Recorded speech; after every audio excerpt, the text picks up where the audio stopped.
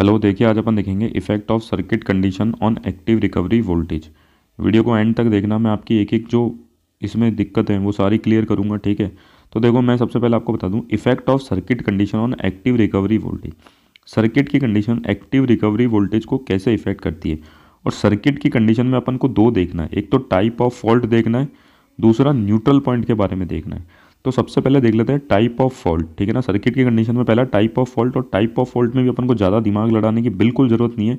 अपन को ये देखना है सिर्फ कि अर्थ इन्वॉल्व है या नहीं है, ठीक है ना।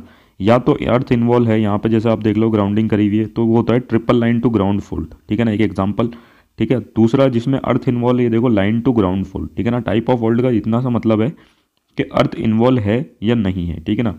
दूसरा दूसरा हो जाएगा अर्थ डज नॉट इन्वॉल्व अर्थ, ठीक है। तो ये एक एग्जांपल होगा जहाँ पे अर्थ इन्वॉल्व नहीं है, ये तीनों फेस हैं आपस में शॉर्ट कर गए, ये ट्रिपल लाइन फॉल्ट होता है, ठीक है ना। तो टाइप ऑफ फॉल्ट में अपन को सिर्फ इतना देखना है, 100 बात की एक बात, कि अर्थ इन्वॉल्व है या नहीं है, ठीक है ना। एक्टिव रिकवरी वोल्टेज के इफेक्ट देखना है तो। दूसरा अपन को न्यूट्रल पॉइंट में इतना देखना है कि जो न्यूट्रल पॉइंट है वो अर्थिड है, जैसे कि इस केस में न्यूट्रल पॉइंट बिल्कुल अर्थिड है। दूसरा जो न्यूट्रल पॉइंट है वो इंसुलेटेड है, यहाँ पे देख लो जो ये पॉइंट है ये अर्थिड नहीं है, ठीक है ना। तो मैं इसको बोल सकता हूँ इंसुलेटेड है, या फिर मैं इसको बोल देता हूँ आइसोलेटेड है, ठीक है। मेरी बात आप समझ गए होंगे कि टाइप ऑफ फॉल्ट और न्यूट्रल पॉइंट में आपको क्या देखना है, ठीक है। उसके बाद मैंने ये यहाँ पे लाइन लिखी है, ये लिखा है द टाइप ऑफ फॉल्ट, जैसे कि अपन ने देख लिया अर्थ इन्वॉल्व है या नहीं है, and the condition of the neutral point. और दूसरा अपन ने क्या देखा, न्यूट्रल पॉइंट की क्या कंडीशन है, इंसुलेटेड है या अर्थिड है ना। ठीक है, यही चीज़ मैंने यहाँ पे लिखी है, वेदर अर्थिड और इंसुलेटेड आल्सो इफेक्ट, किसको इफेक्ट कर रहे हैं, the voltage across the pole of circuit breaker in which the arc is first extinguish. ये किसको इफेक्ट कर रहे हैं, सर्किट ब्रेकर के उस पोल को इफेक्ट कर रहे हैं जहाँ पे आर्क पहली बार एक्सटिंग्विश हुई है, ठीक है ना। आपको इसमें थोड़ी सी दिक्कत होगी, ये भी आगे समझाऊंगा मैं, ठीक है ना। मैं इस लाइन को फिर से रिपीट करता हूँ, ये जो दोनों कंडीशन है, ठीक है ना, कि फॉल्ट इंसुलेटेड है या न्यूट्रल अर्थिड है या नहीं है, ये किसको इफेक्ट कर रही है, the voltage across the pole of circuit breaker in which the arc is first extinguish.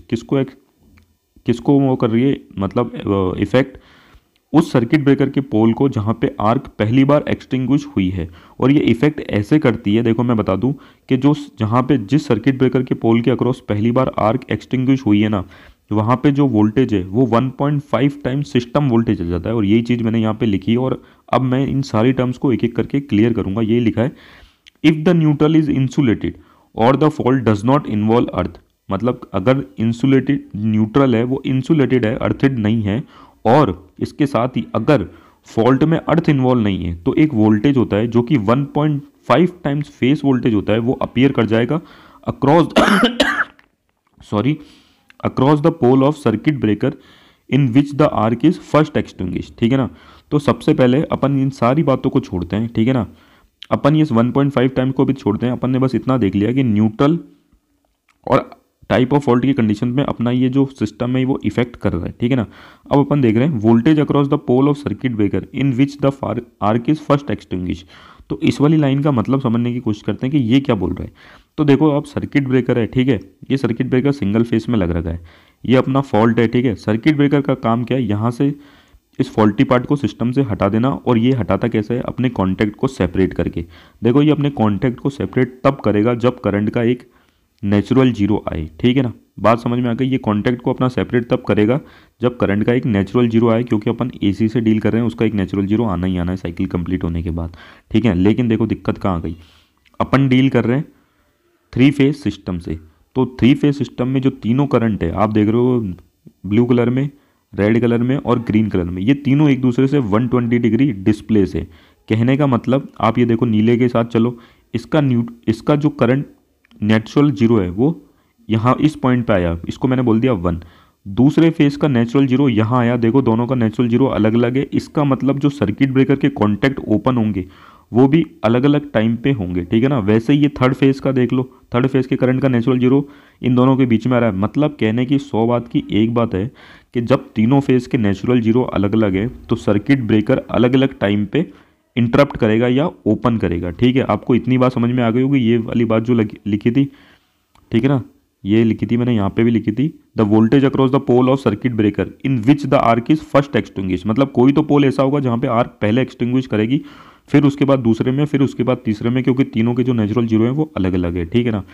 तो यही कंडीशन मैंने यहाँ पे बना दी। मान लो कि जो पहला फेज है आर फेज, वहाँ पे उसका नेचुरल जीरो पहले आ गया, ठीक है ना। तो यहाँ पे आर्क, यहाँ के कॉन्टैक्ट सेपरेट हो गए, लेकिन अभी भी जो वाई फेस और बी फेस है ना, वो फॉल्ट करंट को सप्लाई दे रहे होंगे, मतलब फॉल्ट करंट उनके थ्रू फ्लो कर रहा होगा, ठीक है ना, क्योंकि उनके थ्रू अभी भी आर्क बनी हुई है, क्योंकि उनका नेचुरल जीरो नहीं आया। ये उसका डायग्राम मैंने बना दिया, ठीक है ना। इसीलिए मैं फिर से इस लाइन को रिपीट करता हूँ, if the neutral is insulated, और ये कब हुआ, जब न्यूट्रल इंसुलेटेड हो या फिर फॉल्ट में अर्थ इन्वॉल्व ना हो। दोनों में से अगर एक भी कंडीशन होगी तो एक वोल्टेज होगा जो 1.5 टाइम्स फेस वोल्टेज होगा, वो अपीयर कर जाएगा किसके across, the pole of the circuit breaker in which the arc is first extinguish, मतलब इस सर्किट ब्रेकर के पोल के अक्रॉस जहाँ पे आर्क पहली बार एक्सटिंग्विश करी है। मेरे हिसाब से आपको ये बात समझ में आ गई होगी।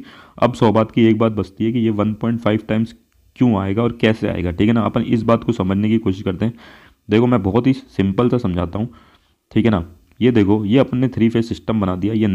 ये सोर्स साइड है और ये अपनी नेटवर्क साइड है जहाँ अपन को सप्लाई देनी है, ठीक है ना। ये देखो सबका जो फेज वोल्टेज है वो यू है, यू बी और यू सी है, क्योंकि मैंने जो न्यूट्रल पॉइंट है उसको अपना अर्थ कर रखा है। तो ये जो सिस्टम है ना, इसको मैं बैलेंस मान के चलता हूँ, ठीक है ना। मतलब तीनों फेज में जो वोल्टेज है वो क्या है, बराबर है, ठीक है। अब देखो जैसा कि अपन ने बोला कि एक जो पॉइंट आएगा जहाँ पे आर्क पहले इंटरप्ट होगी, जो सर्किट ब्रेकर के कॉन्टैक्ट ओपन हो जाएंगे, ठीक है ना, और दूसरे अभी भी जो बचे हुए दो वो अभी भी कंडक्ट कर रहे होंगे, और फॉल्ट आया इस पॉइंट इस तरफ नेटवर्क साइड में, ठीक है ना। तो अपन ने बोला थ्योरी के अकॉर्डिंग कि जो फर्स्ट पोल ओपन होगा उसके अक्रॉस एक सिस्टम वोल्टेज आ जाना चाहिए जो 1.5 टाइम्स सिस्टम वोल्टेज हो, ठीक है ना। एक रिकवरी वोल्टेज आ जाना चाहिए, सॉरी वापस से रिपीट करता हूँ, एक रिकवरी वोल्टेज आ जाना चाहिए जो 1.5 टाइम्स क्या हो, सिस्टम वोल्टेज हो। ये सिस्टम वोल्टेज यू है, पर फेज सिस्टम वोल्टेज हो, ठीक है।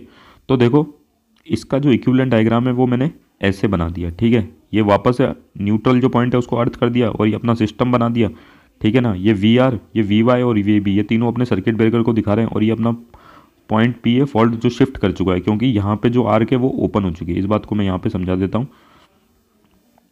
ठीक है ना। क्योंकि अब देखो ये फॉल्ट आने के बाद जब ये जो साइड है, ठीक है ना, ये जो सर्किट ब्रेकर ये बिल्कुल ओपन हो गया, अब फॉल्ट अपना यहाँ इस पॉइंट पे शिफ्ट हो गया, ठीक है ना। इस पॉइंट पे क्यों शिफ्ट हो गया, क्योंकि सिस्टम की सिमेट्री ब्रेक कर गई, ठीक है ना। अब देखो अपन को निकालना था पहला जो सर्किट ब्रेकर का पोल है जिसने इंटरप्ट कर दिया फर्स्ट टाइम में उसके अक्रॉस अपन को एक्टिव रिकवरी वोल्टेज निकालना है। तो देखो इसके अक्रॉस एक्टिव रिकवरी वोल्टेज क्या होगा, आप खुद सोचो। ये सोर्स साइड वोल्टेज माइनस ये नेटवर्क साइड वोल्टेज ही तो होगा। तो वी आर में क्या बोल सकता हूँ, U A minus V P. क्या मैं ये नहीं लिख सकता इसको, difference between source side voltage U A and network side voltage V P जहाँ पे अपना शॉर्ट सर्किट पॉइंट हुआ है। अब देखो एक और पॉइंट वीपी क्या, अब अपन को यहाँ से देखो ये सिर्फ ये निकालना है वीपी, और अपना ये जो इक्वेशन है वो सॉल्व हो जाएगी। अपना रिकवरी वोल्टेज आ जाएगा जो अपन कैलकुलेट करना चाहते थे, जो कि 1.5 टाइम्स आना चाहिए, ठीक है। अब देखो यहाँ पे जैसे कि अब वो जो पहला कॉन्टैक्ट था वो तो ओपन हो गया, अब सिर्फ 2 फेस रह गए। तो अब ये pure phase to phase fault में बन चुका जिसमें सिर्फ 2 फेस इन्वॉल्व है। तो जो शॉर्ट सर्किट पॉइंट पी के अक्रॉस जो वोल्टेज होना चाहिए वो फेजर सम होना चाहिए यू बी और यू सी का, ठीक है ना। तो वो अपन कैसे निकालेंगे, देखो स्टार कनेक्टेड था तो मैंने तीनों को एक दूसरे से 120 डिग्री डिस्प्लेस कर दिया, यू ए, यू बी और यू सी। अब अपना फॉल्ट पॉइंट पे जो वोल्टेज आया पी वो किसकी वजह से आना चाहिए, यू बी और यू सी। अगर अपन इसका फेजर बनाएंगे तो अपन देखेंगे जो वी पी है वो यू सी और यू बी का क्या है, एवरेज है। उसको मैंने कैलकुलेट किया U B plus U C upon 2, ठीक है ना। यू बी और यू सी जैसे कि अपन ने देखा था तीनों चीज़ें इक्वल है, तो मैंने इसको क्या लिख दिया, यू ए के बराबर लिख दिया, यू ए अपॉन 2। तो जो मेरा वी पी आया ना वो आया 0.5 यू ए। अब ये वी पी आप यहाँ से डायग्राम में देखो ना तो जस्ट इसके ओपोजिट है, ठीक है ना। तो इसको मैंने बोल दिया V P equals to minus 0.5 U A. बस अपन को यही वैल्यू तो यहाँ पे रखनी थी, वी आर जो अपन ये रिकवरी वोल्टेज इस सर्किट ब्रेकर के अलॉन्ग निकालने थे। तो इस वी पी की जगह अपन ने देखो ये लिख दिया सिंपल सा, V P U A equals to minus of 0.5 U A. तो रिकवरी वोल्टेज अपना क्या आ गया, 1.5 टाइम्स यू ए, जो कि अपन ने अपनी डेफिनेशन में बोला था। मतलब ये जो रिकवरी वोल्टेज है जहाँ पे सर्किट ब्रेकर फर्स्ट ओपन हुआ है तो ये कितना आ गया, 1.5 टाइम्स ऑफ सिस्टम वोल्टेज। तो ये थी सर्किट ब्रेकर की कंडीशन जो मैंने आपको डेफिनेशन के अलॉन्ग बताई थी। पूरा का पूरा आपको समझा दिया। Thank you.